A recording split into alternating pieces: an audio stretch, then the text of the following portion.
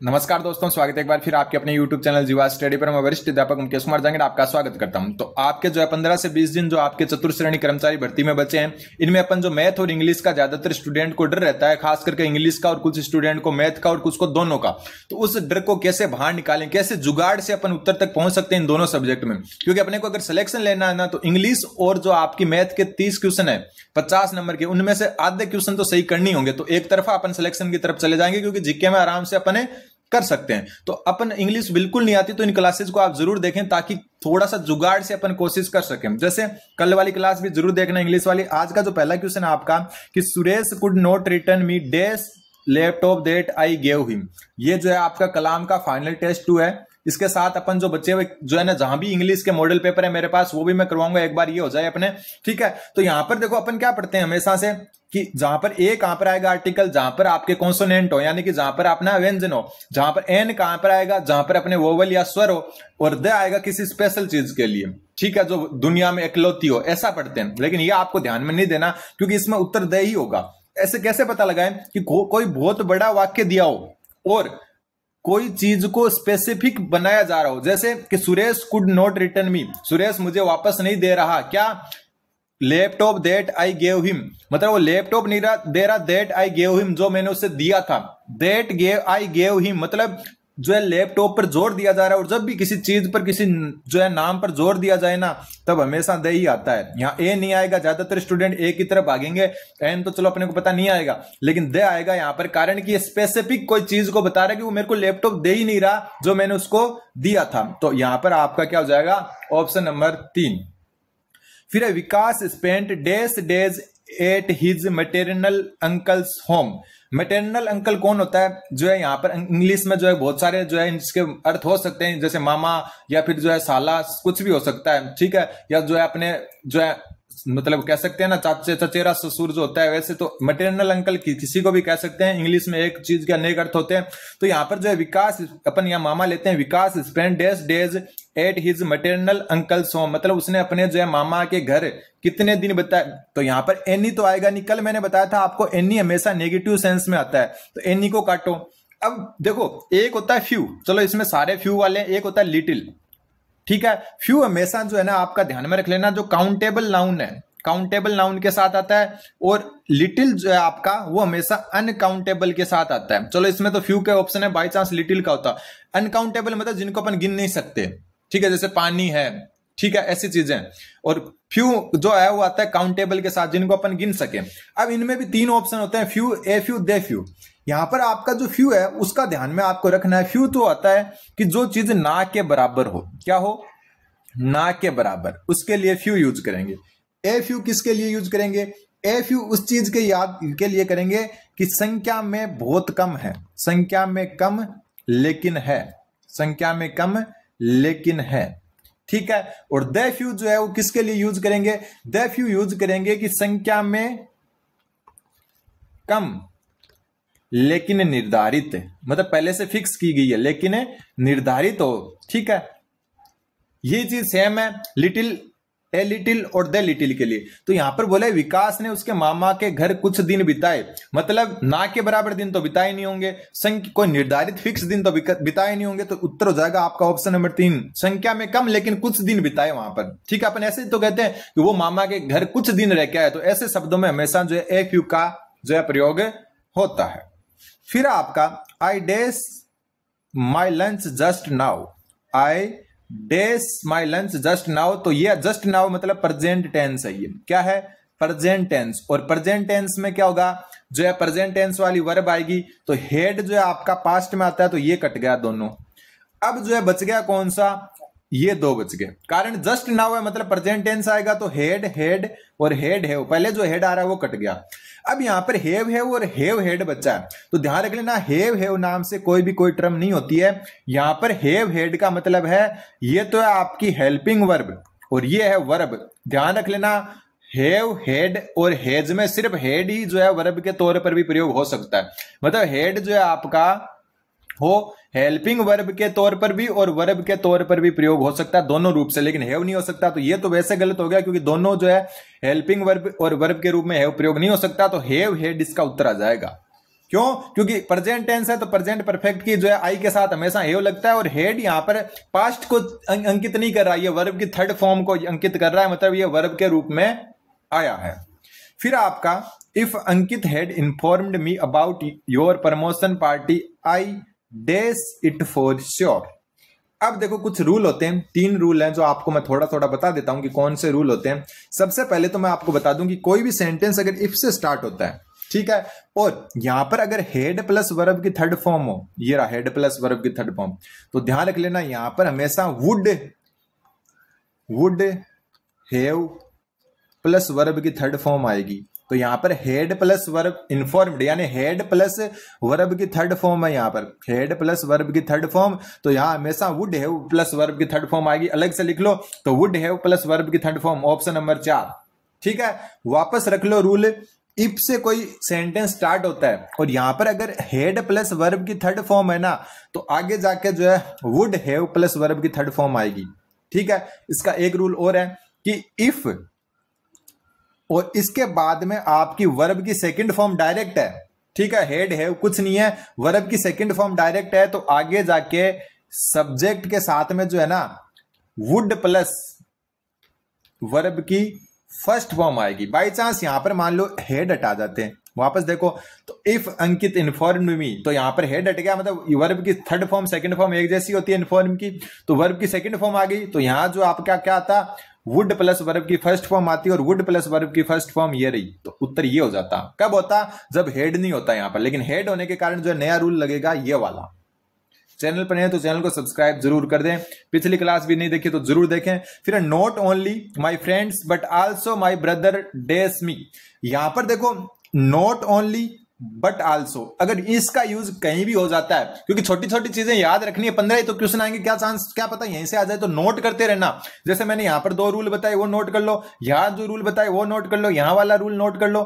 ठीक है, सबसे पहले देखो not only my friends but also my brother does me, तो यहां पर क्या आएगा, देखो छोटी छोटी चीजें होती है, इंग्लिश हार्ड लगती है, मेरे को भी लगती थी कई टाइम में, लेकिन फिर भी धीरे धीरे मैंने कमांड बनाने की कोशिश की। हालांकि अब इतनी तो जरूर आती है, मैं मैथ का स्टूडेंट हूं फिर भी, कि आराम से जो है मैं कर सकूं। जैसे ये सब्जेक्ट वर्ब एग्रीमेंट पर डिपेंड करता है, तो अलग से नोट कर ले, कहीं पर भी नॉट ओनली और बट आल्सो आ जाए तो हमेशा जो वर्ब लगती है ना, जो आपकी और जो आपका नाउन आता है, वो नजदीक वाले सब्जेक्ट के हिसाब से आता है। किसके हिसाब से? नजदीक वाले के, मतलब जो फिलिंदा ब्लैंक्स के नजदीक है उनसे। यहां पर नजदीक कौन सा है? My brother. अगर माय जो है फ्रेंड्स के हिसाब से आती तो फ्रेंड्स क्या हो गया? बहुवचन, प्लूरल। यहां पर माय ब्रदर सिंगुलर है, सिंगुलर होने के कारण क्या है? सिंगुलर वर्ब आएगी, और सिंगुलर वर्ब कौन सी है?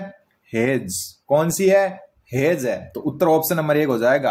विल तो जो है होगी नहीं, कारण कि विल तो भविष्य की बात है। सपोर्ट अकेला होगा नहीं, कारण कि साथ में हेल्पिंग वर्ब भी आएगी, और हेल्पिंग वर्ब हमेशा नजदीक वाले सब्जेक्ट से लगती है जब आपका नॉट ओनली और बट आल्सो आता है। तो नजदीक वाला माय ब्रदर है, अगर ब्रदर्स होता ना, माय ब्रदर्स, तब क्या हो जाता? ऑप्शन नंबर 2 हो जाता, क्योंकि ब्रदर्स मतलब बहुवचन, प्लूरल हो गया, प्लूरल होते ही आपका ऑप्शन 2 हो जाता, लेकिन यहां सिंगुलर है तो ऑप्शन 1 हो जाएगा। ऐसे चीजें पकड़ना सीखो आप। अब देखो एक्टिव पैसिव वॉइस में, Rahul was printing some confidential documents, passive voice में बदलना है इसको। अब यहां पर जो है रूल वापस लिख लो, देखो मैं लिखवा रहा हूं वो रूल ही लिख लो। आप 15-20 दिन में जो क्लासेस करवा रहा हूं वही कर लो। अगर आपने इंग्लिश नहीं पढ़ी है, सिर्फ मैं करवा रहा हूं वो क्लासेस कर लो, वहां से भी आपके आराम से क्लियर हो जाएंगे। ठीक है, अपने को ज्यादा नहीं तो 15 में से 9-10 क्वेश्चन सही करने, क्योंकि अपने को बिल्कुल नहीं आती तो 9-10 करें तो भी अच्छा है ना। बात क्या हो रही है?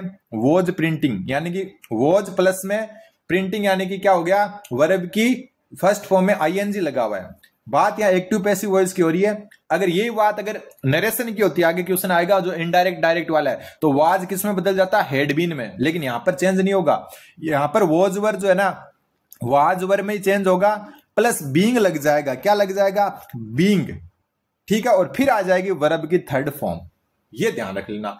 सबसे पहले तो दिमाग में ना एक चीज रख लेना कि यहां से जो है चेंज नहीं होगा। वाज है तो वाज वर ही लगेगा। यहां राहुल सिंगुलर है, एक वचन है, उसके साथ वाज लग रहा है। अब क्या होगा आपको पता ही है, पैसिव वॉइस में क्या होता है? ऑब्जेक्ट सब्जेक्ट बन जाता है। तो सबसे पहले आएगा ऑब्जेक्ट। ऑब्जेक्ट क्या है? सम कॉन्फिडेंशियल डॉक्यूमेंट्स। तो सम कॉन्फिडेंशियल डॉक्यूमेंट्स, सम कॉन्फिडेंशियल डॉक्यूमेंट्स, सब में यही है, तो इससे तो पता नहीं चल रहा। अब मैंने क्या बोला कि वाजवर में ही रहेगा, तो हेज लग रहा है यहां पर, तो ये तो कैंसिल हो गया। ठीक है, अब यहां वाजवर है, यहां वाजवर है, यहां वाजवर है ना। अब क्या करोगे अपन, यहां पर देखो कि ये सिंगुलर है या प्लूरल। सिंगुलर जो होता है ना एक वचन सिंगुलर, उसके साथ हमेशा वाज आता है, जैसे राहुल सिंगुलर है वाज आ गया। प्लूरल होता है तब क्या लगता है, तब लगता है वर। तो यहां पर देखो डॉक्यूमेंट्स है, मतलब क्या हो गया, एस लग गया, मतलब बहुवचन है, और बहुवचन है तो वाज आएगा नहीं, वाज आएगा नहीं, तो बच गया कौन, वर बच गया, ऑप्शन नंबर 3। ठीक है, इसके अलावा एक तरीका क्या होता कि जब भी आईएनजी लगाओ ना एक्टिव वॉइस में, तो पैसिव में बीइंग आएगा, तो बीइंग देखो ये रहा और ये रहा बीइंग। ठीक है, और बीइंग के बाद में ये प्रिंटिंग है ना, वो प्रिंटेड वर्ब की थर्ड फॉर्म में बदल जाता, तो ये प्रिंटेड, तो ऐसे भी पता अपन लगा सकते थे। ठीक है, देखो इसमें बीइंग आया, इसमें भी बीइंग आया, लेकिन यहां प्रिंटिंग आ रहा है, तो ये गलत हो गया, क्योंकि प्रिंटिंग में से ये मान लो कि यहां पर जो भी आईएनजी में आएगा ना, उससे आईएनजी इसके पास चला जाएगा और ये बिना आईएनजी के हो जाएगा। तो यहां बीइंग आ रहा है और बीइंग इसमें कहीं नहीं आ रहा, इसमें भी नहीं आ रहा, तो यहां पर भी बीइंग कहीं नहीं आ रहा, तो बीइंग इन दो में आ रहा है, ऐसे भी पता कर सकते हैं अपन। यहां से तो पता चल गया, तो बीइंग दोनों में जो आ रहा है, लेकिन प्रिंटिंग के साथ दो जगह आईएनजी नहीं आ सकता, क्योंकि एक ही जगह आईएनजी था, तो ऐसे जुगाड़ अपने को करने, तो उत्तर ऑप्शन नंबर 3 हो जाएगा।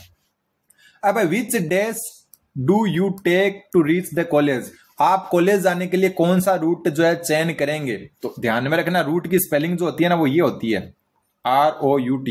ये रूट होता है जड़, क्या होता है, जड़, जो रूट वाला खिलाड़ी भी है ना, जो रूट वो।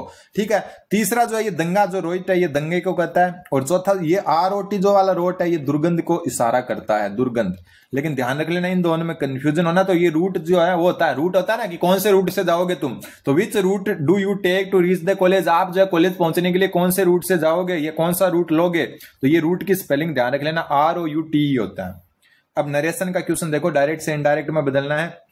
Rakesh said to Manisha, did you see my brother today, मतलब राकेश ने मनीषा से पूछा या कहा कि did you see my brother today, क्या तुमने मेरे भाई को देखा। अब जो है इसका उत्तर क्या होगा, यस या नो, कि हाँ देखा, नहीं नहीं देखा।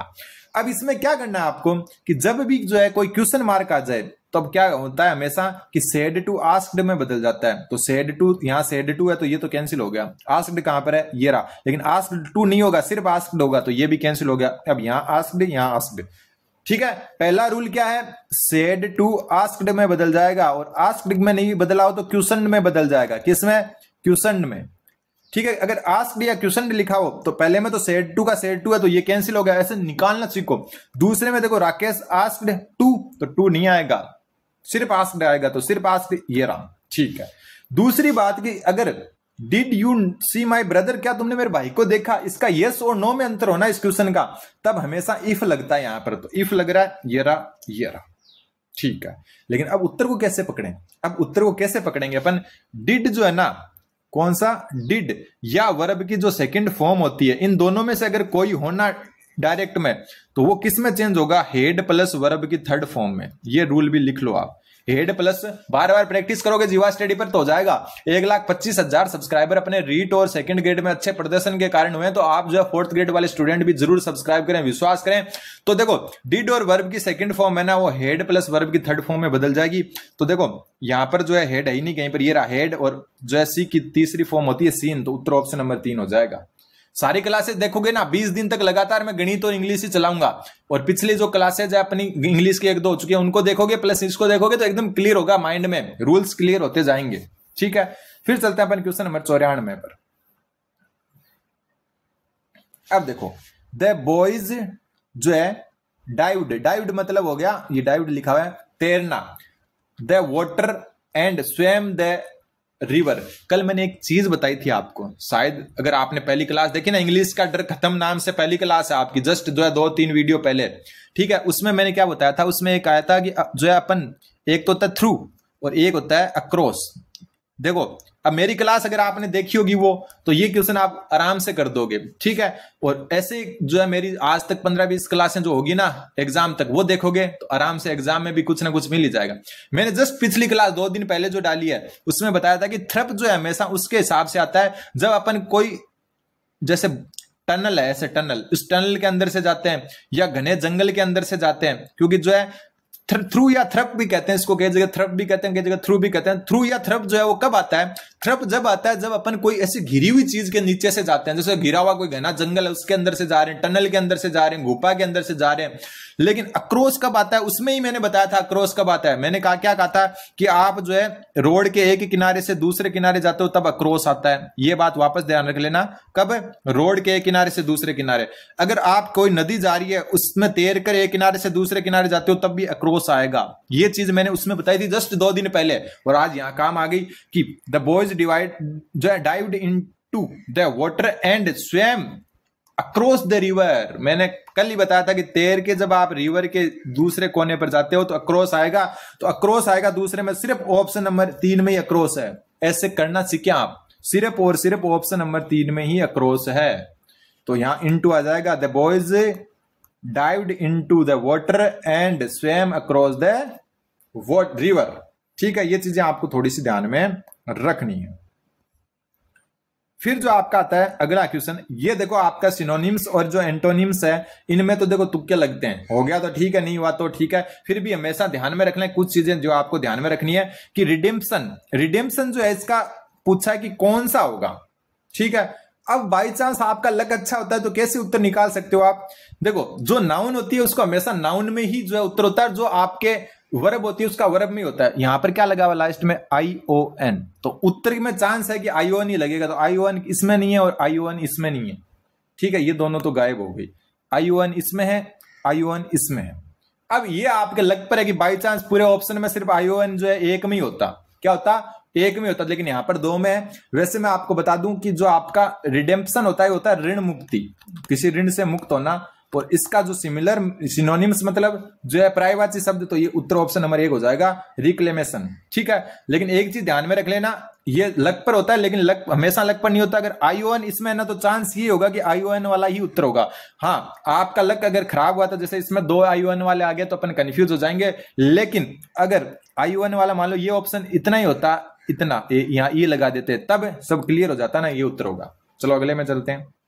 फिर आपका एंटोनिम्स बताना है इसका, किसका? फिडेलिटी का।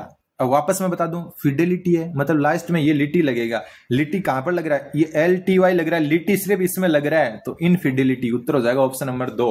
ऐसे जुगाड़ कर सकते हो आप। ठीक है, जो आपका लेवल है ना 4th ग्रेड का, वो इससे जुगाड़ पर चल जाएगा। और कोई हाई आप 1st ग्रेड 2nd ग्रेड या 3rd ग्रेड इंग्लिश का नहीं दे रहे, आप जो है क्या दे रहे हो?